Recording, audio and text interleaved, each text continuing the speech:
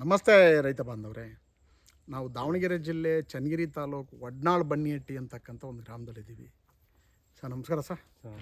Sir ತಮ್ಮ ಹೆಸರು? ಪ್ರಶಾಂತ್. ಪ್ರಶಾಂತ್. ಏನು ವರ್ಕ್ ಮಾಡ್ತೀರಿ ಸರ್ ತಾವು? KSRTC ಇದ್ದೀರ ವರ್ಕ್ ಮಾಡ್ತಿರಲ್ಲ ಸರ್? ಸರ್ ನಿಮ್ಮ ಹೆಸರು? ನಾಗರಾಜ್ ಅಂತೇಳಿ. ನಾಗರಾಜ್. ಸರ್ ತಮ್ಮ ಹೆಸರು? ವೀರಭದ್ರಪ್ಪ ಅಂತ. ವೀರಭದ್ರಣ್ಣವರು. ನೀವು ಕೂಡ KSRTC ರಿಟೈರ್ಡ್ ಎಂಪ್ಲಾಯ್ ಅಲ್ಲ ಸರ್? ಹೌದು ಸರ್. ಸರ್ ಒಟ್ಟಾರೆ ಪ್ರಶಾಂತ್ ಎಷ್ಟು ಎಕರೆ ಅಡಿಕೆ ತೋಟ ಮಾಡಿರಿ ನೀವು? ಸರ್ ಟೋಟಲ್ 5 ಎಕರೆ ಸರ್. 5 ಎಕರೆ ಅಲ್ಲ ಸರ್? ಸರ್ ಈಗ ಡಾಕ್ಟರ್ ಸಾಯಲ್ಲಿ ಬಂದು ಸುಮಾರು 1 ವರ್ಷ. ಡಾಕ್ಟರ್ ಸಾಯಲ್ಲಿ ಬಂದು ನಿಮ್ಮೂರಿಗೆ 2 ಸಲ ಬಂದ ನಾವು, ಹೌದಲ್ಲ ಸರ್?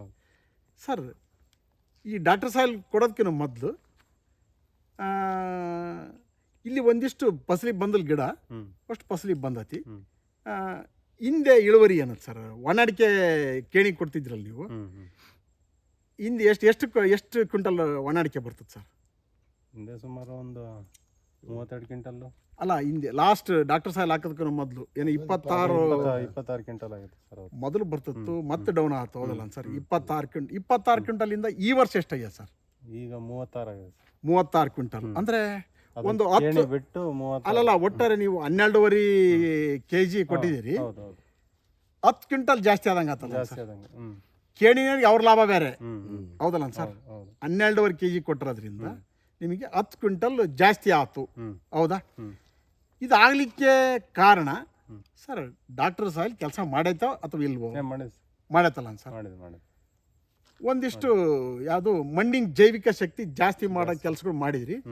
ಆದರೂ ನೀರನ್ನ ಕಮ್ಮಿ ಕೊಟ್ಟಿದ್ದೀವಿ ಅಂದ್ರೆ ನೀವು ಇಲ್ಲಿವರೆಗೆ ಕೊಟ್ಟಿಲ್ಲ ಸರ್, ಅಷ್ಟು ಕಡಿಮೆ ಕೊಟ್ಟಿದ್ದೀವಿ ಅಂತ ಅಂದ್ರೆ ನಮ್ಮ ಪ್ರಕಾರ ಇನ್ನೂ ಕೂಡ ನೀರು ಜಾಸ್ತಿ ಆಗೈತಿ ಅಂತ ಹೇಳಿದ್ದು ನಿಮಗೆ. ಉಳುಮೆ ಪೂರ ನಿಲ್ಲಿಸ್ಬಿಟ್ರು ಭಾರಿ ಒಳ್ಳೆಯದು. ಇಲ್ಲ, ನಿಲ್ಸಿದ್ವಿ ಸರ್. ಈಗ ಸದ್ಯ ಈ ಸರಿ ರೋಟಾವೇಟರ್ ಓಡಿಸಿದ್ವಿ ಅಷ್ಟೇ. ಅಲ್ಲ, ಹೇಳಿದ್ದು ಒಂದಿಷ್ಟು ವೆಲ್ವೆಟ್ ಬೀನ್ಸ್ಗೆ ಹೋಗೋದು ತುಂಬ ಒಳ್ಳೆಯದು. ಸರ್ ಸರ್ ಹಿಂದೆ ನಿಮ್ಮದು ಎಷ್ಟು ಕ್ವಿಂಟಲ್ ಅಡಿಕೆ ಸರ್? ಒಣ ಅಡಿಕೆ 2 ಕ್ವಿಂಟಲ್ 70 kg. 2 ಕ್ವಿಂಟಲ್ 70 kg ಒಣ ಅಡಿಕೆ ಅಲ್ಲ ಸರ್? ಹೌದು. ನೀವು ಡಾಕ್ಟರ್ ಸಾಯಿಲಿ ಬಂದು 1 ವರ್ಷ ಆಯ್ತು ಸರ್. ಈಗ ಎಷ್ಟಾಗಿದೆ ಸರ್ ತಮ್ಮದು? 12 ಕ್ವಿಂಟಲ್ ಒಣ ಅಡಿಕೆ ಆಗಿದೆ. 12 ಕ್ವಿಂಟಲ್ ಸರ್. ಇದು ಡಬ್ಲಿಂಗ್ ಅಂತಾರಲ್ಲ ಸರ್? ಆಗಿದೆ. ಚೆನ್ನಾಗಾಗೈತಲ್ಲ ಸರ್? ಚೆನ್ನಾಗಿದೆ ಸರ್. ಇದನ್ನು ಹಿಂಗೆ ಆಗೈತಿ ಅಂತ ಸುಮ್ಮನೆ ಕುತ್ಕೊಳಂಗಿಲ್ಲ, ಮಾಡಬೇಕು. ಯಾಕೆ ಅಂದರೆ ಡಾಕ್ಟರ್ ಸಾಯಿಲ್ ಅಂತಕ್ಕಂಥ ಜೈವಿಕ ಗೊಬ್ಬರ ರಸಗೊಬ್ಬರಕ್ಕೂ ಚೆನ್ನಾಗಿ ಕೆಲಸ ಮಾಡ್ತತಿ. ಯಾಕೆ ಅಂತ ಹೇಳ್ಬಿಡ್ತಂಗೆ ಕೇಳ್ರಿ. ನಿಮ್ಮ ತೋಟದ ಸಾಕಷ್ಟು ಅನ್ಅವೈಲಬಲ್ ಫಾರಮ್ನಾಗ ಇರ್ತಕ್ಕಂಥ ತ್ಯಾಜ್ಯ ಕಳ್ತದ್ದಿಲ್ಲ, ಅವೈಲಬಲ್ ಫಾರಮಿಗೆ ಬಂದದ್ದಿಲ್ಲ. ಒಂದಿಷ್ಟು ಕಳ್ಳನಾಶಕ ಹೊಡಿತಿದ್ರಿ ನೀವು, ಹೊಡಿದ್ರಿಂದ ಹೊಡೆದಲ್ಲ? ಇಲ್ಲ. ರಸಗೊಬ್ಬರ ಕೊಡ್ತಿದ್ರಾ? ಇಲ್ಲ. ಕೊಟ್ಟಿಲ್ಲ? ಇಲ್ಲ. ಹೌದಲ್ಲ ಸರ್? ಅದು ಎಲ್ಲದನ್ನೂ ಕೊಟ್ಟಿಲ್ಲ. ಕುರಿ ನಿಲ್ಲಿಸ್ತೀರಾ? ಇಲ್ಲ. ಸಗಣಿ ಗೊಬ್ಬರ ಅಷ್ಟೇ ಕೊಡ್ತಿದ್ವಿ. ಹೌದಲ್ಲ ಸರ್? ಹೌದು. ಮತ್ತು ಬರೀ ಸಗಣಿ ಗೊಬ್ಬರ ಕೊಟ್ಟಾಗ ಬರ್ಬೇಕಾಯ್ತಲ್ಲ, ಚೆನ್ನಾಗಿ ಬರ್ಬೇಕಾಯ್ತಲ್ಲ ಸರ್? ಹೌದು. ಲಾಕ್ ಆಯಿತು, pH ನ್ಯೂಟ್ರಲ್ ಆಗಿದ್ದಿಲ್ಲ. ಮಣ್ಣಿನ ರಸಸಾರ ಯಾವಾಗಲೂ ಆಮ್ಲೀಯ ಅಥವಾ ಕ್ಷಾರೀಯ ಗುಣ ಜಾಸ್ತಿ ಆದಾಗ ಲಾಕ್ ಆಗುತ್ತೆ. ಕೆಲವು ಟೈಮಲ್ಲಿ ಫಾಸ್ಫರಸ್ ಲಾಕ್ ಆಗ್ಬೋದು, ಪೊಟ್ಯಾಶ್ ಲಾಕ್ ಆಗ್ಬೋದು, ಅಥವಾ ನೈಟ್ರೋಜನ್ ಸಾರಜನಕ ಲಾಕ್ ಆಗ್ಬೋದು. ಯಾವ ರಿಲೀಸ್ ಆಗುತ್ತೆ ಅಂತಂದೇಳಿದ್ರೆ ಸೂಕ್ಷ್ಮಾಣು ಜೀವಿಗಳ ಚಟುವಟಿಕೆ ಚೆನ್ನಾಗಾದಾಗ ಅಭಿವೃದ್ಧಿ ಚೆನ್ನಾಗಾಯ್ತು, ಇಳುವರಿ ಚೆನ್ನಾಗಿ ಬಂತು. ಅದೆಲ್ಲದೂ ಕೂಡ ಮ್ಯಾಕ್ಸಿಮಮ್ ಡ್ರಾ ಆಯ್ತು. ಮತ್ತು ರೀಚಾರ್ಜ್ ಮಾಡಬೇಕು, ಮಣ್ಣಿಗೆ ಮರುಜೀವ ತುಂಬ ಕೆಲಸ, ಮತ್ತು ಸ್ಲರಿನರ ಮಾಡಬೇಕು, ಹಸರಲೆ ಗೊಬ್ಬರ ಮಾಡಬೇಕು, ಒಂದಿಷ್ಟು ಸಗಣಿ ಗೊಬ್ಬರನಾದರೂ ಕೊಡಲೇಬೇಕು. ಡಾಕ್ಟರ್ ಸಾಯಿಲ್ ಜೈವಿಕ ಉತ್ಪನ್ನ ಅಂತಕ್ಕಂಥದ್ದು ಒಂದು ಕನ್ಸೋರ್ಷಿಯಾ. ನೀವು ರಸಗೊಬ್ಬರ ಕೊಡ್ತಿರೋ, ರಸಗೊಬ್ಬರ ಕೊಟ್ಟಾಗ ಅಲ್ಲೂ ಕೂಡ pH ನ್ಯೂಟ್ರಲ್ ಇಲ್ಲ ಅಂದ್ರೆ ಬರಲ್ಲ, ಗೊತ್ತದ? pH ನ್ಯೂಟ್ರಲ್ ಆಗಲೇಬೇಕು. ಸರಿನಾ ಸರ್ ಪ್ರಶಾಂತ್?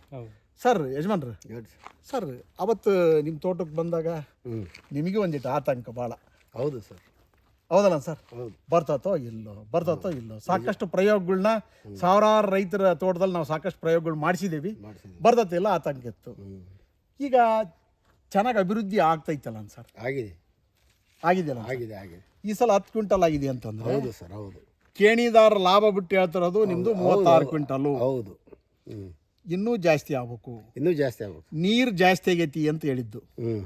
ಜೊತೆಗೆ ಇನ್ನೂ ಪೋಷಕಾಂಶ ನಿಮ್ಮ ತೋಟದಲ್ಲಿ ಚೆಕ್ ಮಾಡಿದ ನಾವು pH ಟೆಸ್ಟ್ ಮಾಡಿದಾಗ ಇನ್ನೂ 2900, 2800, 3000 ppm ಇದೆ. ಅದು ರಿಲೀಸ್ ಆಗ್ಬೇಕು.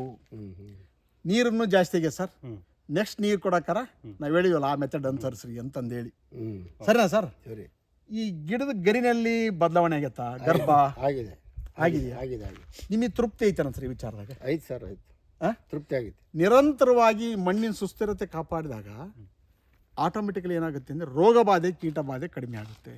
ಇನ್ನು ಸುಸ್ಥಿರತೆಗೆ ಒಳಪಡಿಸ್ತಕ್ಕಂಥದ್ದು ಒಂದಿಷ್ಟು ಇನ್ನೂ ತಿದ್ಕೊಂಡು ತೋಟಗಾರಿಕೆ ಮಾಡ್ತಕ್ಕಂಥದ್ದು ಭಾಳ ಒಳ್ಳೆಯದು. ನಮ್ಮ ಪ್ರಕಾರ ಕನಿಷ್ಠ ಒಂದು 50 ಕ್ವಿಂಟಲ್ಗೆ ಹೋಗ್ಬೇಕು ಸರ್ ಅದು. ಹಾಂ ಈಗ ಆತನ ಲಾಭ ಒಂದು 5-6 ಕ್ವಿಂಟಲ್ ಹಿಡಿದ್ರು ಕೂಡ ಇನ್ನೂ ಒಂದು 8-10 ಕ್ವಿಂಟಲ್ ಲೆಕ್ಕಕ್ಕೆ ಜಾಸ್ತಿ ಹೋಗ್ಬೇಕು ಇದು. ಹ್ಞೂ ಹೌದಾ ಸರ್? ಸರ್ ನಿಮ್ದಾದ್ರೂ ಅಷ್ಟೇ ಹ್ಞೂ ಕನಿಷ್ಠ ಅಂತಂದ್ರೆ ನಿಮ್ಮದು 800-900 ಗಡೆ ಇರೋದ್ರಿಂದ 2 ಕ್ವಿಂಟಲ್ಲು ಹ್ಞೂ ಹೌದು 2 ಕೆ ಜಿ ಒಣ ಅಡಿಕೆ ಹಿಡಿದ್ರು ಕೂಡ ಮಿನಿಮಮ್ 2 ಕೆ ಜಿ ಹಿಡಿದ್ರು ಕೂಡ ಒಂದು 18 ಕ್ವಿಂಟಲ್ಗೆ ಹೋಗೋ ತನಕನೂ ಕೂಡ ನಿರಂತರವಾಗಿ ಮಣ್ಣಿನ ಸುಸ್ಥಿರತೆ, ಜೈವಿಕ ಶಕ್ತಿ, ರಾಸಾಯನಿಕ ಗುಣ, ಭೌತಿಕ ಗುಣಗಳನ್ನ ಬದಲಾವಣೆ ತಂದ್ಕೊಂತ ಹೋಗ್ತಕ್ಕಂಥದ್ದು. ಆ್ಯಕ್ಚುಲಿ ನೀವು ನೀರು ಹೊಡಿತಿದ್ದೀರಿ ನೀವು, ಹೌದು ಹೌದಾ? ಹೌದು ನೀವು ಡಾಕ್ಟರ್ ಸಾಯಿಲಿ ಬಂದರ ಉದ್ದೇಶ ನೀರು ಕಡಿಮೆ ತಗೊಂಡು ತೋಟ ಬೆಳೀಲಿ ಅಂತ. ಹೌದು ಹ್ಞೂ ಸಾಕಷ್ಟು ನೀರು ಹೊಡಿತಿದ್ದೀರಿ. ನಾನು ಹೇಳೋದು ಹೆಂಗೆ ಗೊತ್ತಾ ಸರ್, ದಯಮಾಡಿ ಉಳುಮೆ ನಿಲ್ಲಿಸಿಬಿಟ್ರೆ ಒಂದಿಷ್ಟು ಈ ಮಣ್ಣಿಗೆ ಮುಚ್ಚುಗೆ ಅಂತೀವಲ್ಲ ಸರ್, ಭೂಮಿ ತಾಯಿಗೆ ಒದಿಕೆ ಅಂತೀವಲ್ಲ ಸರ್, ಆ ಥರ ಮಾಡ್ಕೊಂಡು ಹೋದರೆ ಹ್ಞೂ ನೀವು ಮಿನಿಮಮ್ ನೀರಿದ್ರೂ ಕೂಡ ತೋಟನ ನಿರಂತರ ಉಳಿಸ್ಕೊಂಡು ಹೋಗ್ಬೋದು. ಈಗ ನಿಮ್ಮ ಅಂಕಲ್ಲ ಏನಾಗಬೇಕು ಅವ್ರು ಮಾವ ನಮ್ಮ ಚಿಕ್ಕಪ್ಪರು ಹೇಳಿದ್ರು, ಇವತ್ತು ಬಂದ್ಬಿಡ್ಲಿ, ನಾಳೆ ಬಂದರೆ ಅಂದ್ಬಿಟ್ರೇನು ಸರ್. ಈ ಮನುಷ್ಯ ಜೀವನ ತುಂಬ ಅಮೂಲ್ಯ ಅಲ್ಲ ಸರ್? ಹೌದು ಅಮೂಲ್ಯ ಅಲ್ಲ ಹೌದು ಸರ್? 84 ಲಕ್ಷ ಜೀವರಾಶಿಗಳು ಹ್ಞೂ ತನ್ನ ಆಹಾರ ಹುಡುಕಿ ಅಂದಿದ್ರು ಕೂಡ ತನಗೆ ಸಿಗುತ್ತಲ್ಲ, ದೊರಕುತ್ತಲ್ಲ ಸರ್. ಸಿಗುತ್ತೆ. ಹೌದು ಮನುಷ್ಯನ ದುರಾಸೆಗೆ ಭೂಮಿ ಹಾಳಾಗ್ತಿರೋದಲ್ಲ ಸರ್. ಹೌದು ಹೌದು ತಾನೆ ಹೌದು ಸರ್? ನಾವು ಇವತ್ತೇ ಸತ್ತೋಗೋದಾದ್ರೆ ನಾವೇನು ಈ ವರ್ಷ ಬಂದು ಕ್ಲೋಸ್ ಆಗಲಿ ಇಳುವರಿ ಸರ್. ನೀವು ಬಾಳಿ ಬದುಕ್ತಕ್ಕಂಥ ಹುಡುಗರಲ್ಲ ಸರ್, ಯುವಕರಲ್ಲ ಸರ್. ಹೌದು ಇಲ್ಲಿಂದ ಇನ್ನೂ ನಮಗೆ ಇಲ್ಲಿಂದ ಆದಾಯ ಬೇಕಲ್ಲ ಸರ್. ಬೇಕು ಇನ್ನು 10-20 ವರ್ಷನೋ 30 ವರ್ಷನೋ. ಬೇಕು. ಇದು ಒಂದು ತಲೆಮಾರಿನ ಬೆಳೆ ಅಡಿಕೆ ಹೌದು ಸುಮಾರು ಒಂದು 65-70 ವರ್ಷ ಮಿನಿಮಮ್ ಹೇಳ್ತಾರೋದು, ಮಿನಿಮಮ್ಮು. ಹೌದು ಈ ತಲೆಮಾರಿನ ಬೆಳೆ ಉಳಿಬೇಕು ಅನ್ನೋದಾದರೆ ಒಂದಿಷ್ಟು ಸಾವಯವ ವಸ್ತು ಮಣ್ಣಿ ಸೇರಿಸ್ತಕ್ಕಂಥದ್ದು ಇರ್ಬೋದು. ಅಲ್ಲಿಂದ ಡಿಸ್ಚಾರ್ಜ್ ಮಾಡೋದು, ರೀಚಾರ್ಜ್ ಮಾಡ್ತಕ್ಕಂಥದ್ದು ಈ ಕೆಲಸ ಮಾಡಿದಾಗ ಬಿದ್ದರ ಮಳೆ ನೀರು ಭೂಮಿ ಚೆನ್ನಾಗಿ ಹಿಂಗ್ತತಿ, ಹೌದು ಬೇರೆ ಅಭಿವೃದ್ಧಿ ಚೆನ್ನಾಗಕ್ಕತಿ. ಈ ಮೈಕ್ರೋರೈಸಾ ಫಂಗೈ ಅಂತಕ್ಕಂಥ ಒಂದು ಬ್ಯಾಕ್ಟೀರಿಯಾ ಬೇರನ್ನ ಸಂರಕ್ಷಣೆ ಮಾಡ್ತತಿ. ಅದಕ್ಕಾಗಿ ಹೇಳೋದು ಉಳುಮೆ ಕಡಿಮೆ ಮಾಡಿದರೆ ನೀವು ಇದ್ಯಾವುದು ನೀರನ್ನು ಅತಿಯಾಗಿ ಹೊರಗಳಿಂದ ಈಗ ಆಲ್ರೆಡಿ ಕಮ್ಮಿ ಆಗಿದಾವಲ್ಲ ಅನ್ಸರ್, ಹೌದು ಕಂಟ್ರೋಲ್ ಆಗುತ್ತಲ್ಲ ಅನ್ಸರ್, ಸಾಧ್ಯತೆ ಇತ್ತಲ್ಲ ಅನ್ಸರ್. ಅದಕ್ಕೆ ಹೇಳೋದು ರಸಗೊಬ್ಬರ ನೀವು ಕೊಟ್ಟಿಲ್ಲ, ಹೌದಾ? ಹೌದು ರಸಗೊಬ್ಬರ ಕೊಡ್ದಂಗೆ ಈ ಮಟ್ಟದ ಇಳುವರಿ ತಗೊಂತದಿರಿ ಅಂದರೆ ಮುಂದಿನ ದಿನಗಳಲ್ಲಿ ಇದಕ್ಕಿನ್ನೂ ಚೆನ್ನಾಗಕ್ಕತಿ. ಹೌದಾಗುತ್ತೆ.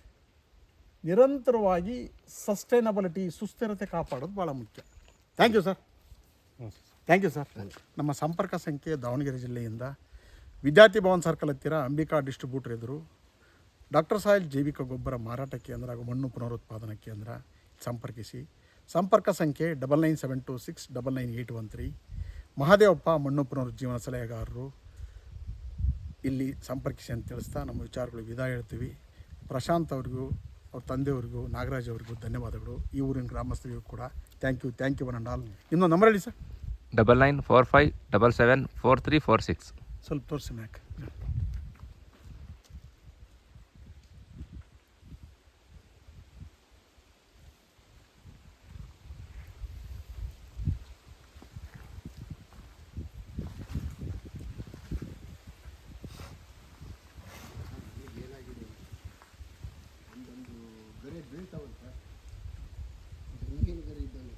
ಅಲ್ಲ ಇನ್ನೂ ಚೆನ್ನಾಗಿ